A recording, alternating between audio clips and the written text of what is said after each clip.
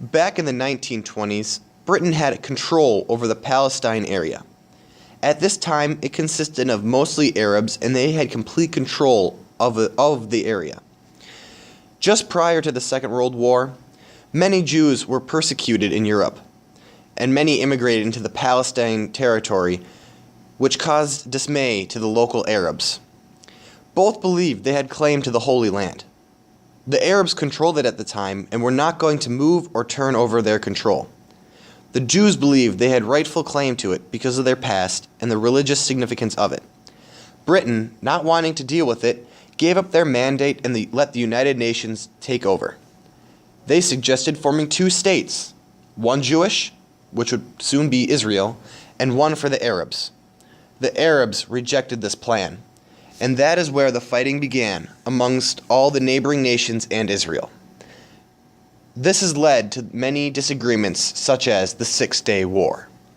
I had the special opportunity to talk with an Israeli spy brought back from the dead who gathered intelligence on Israel's neighboring nations, most importantly, Syria. Here's what he had to say about the Six-Day War. Motivation of this war.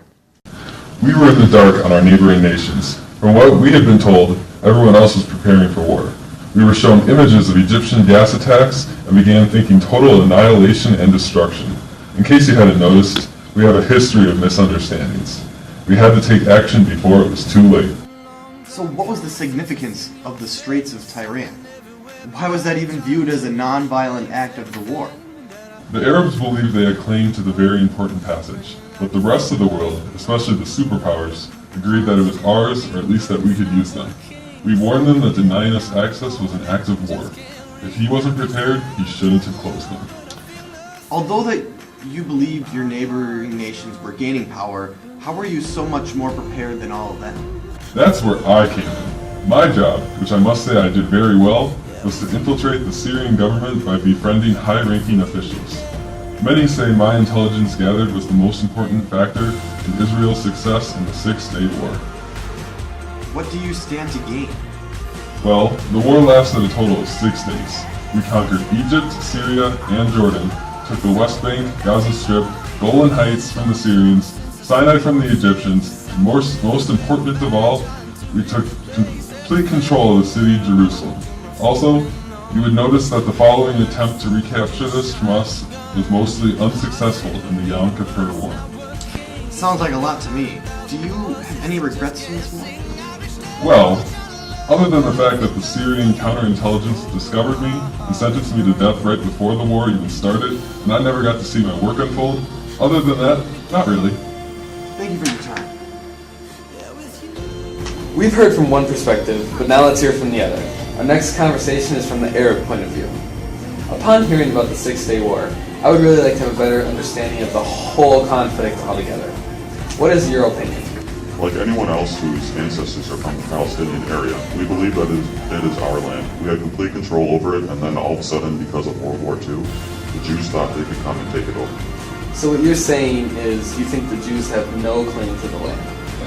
What I'm saying is that based on how this world runs, if we take control of an area, it becomes yours.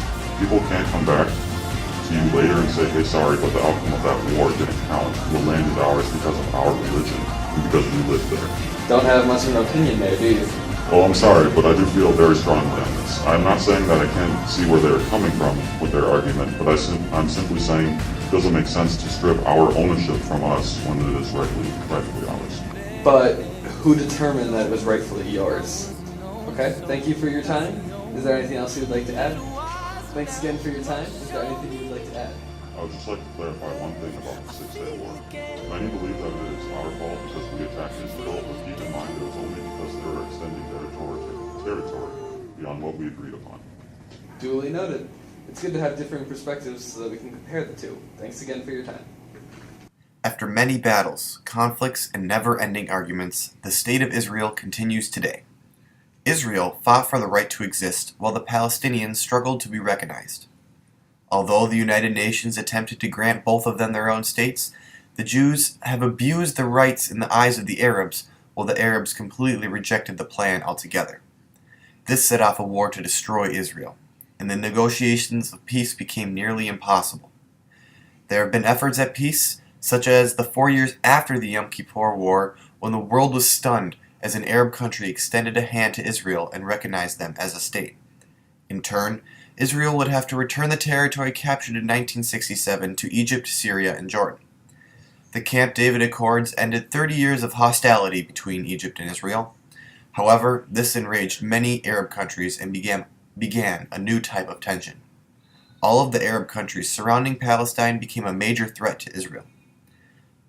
The peace talks between these two nations have fallen apart so many times, and there have been so many ups and downs, that it appears an agreement will never happen. The attacks and violence continue today, and the only time will tell where this ongoing conflict may be heading.